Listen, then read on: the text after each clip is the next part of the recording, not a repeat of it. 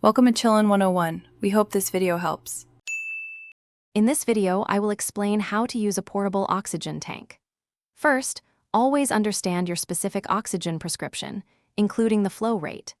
Before you head out, check the tank's gauge to ensure you have enough oxygen for your planned activities.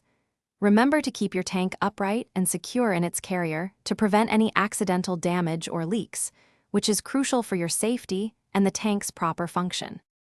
Now, let's connect your oxygen. Begin by attaching the regulator firmly to the tank valve, making sure it's hand-tight.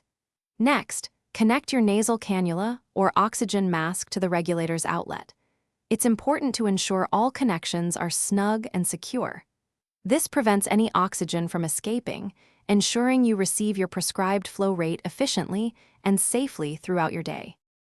Once connected, you're ready to use your tank. Carefully set the prescribed oxygen flow rate on the regulator, usually indicated in liters per minute. Breathe normally through your nasal cannula or mask, allowing the oxygen to flow. Throughout your use, regularly monitor the tank's pressure gauge. This helps you know exactly when it's time to refill or replace your tank, avoiding any unexpected interruptions.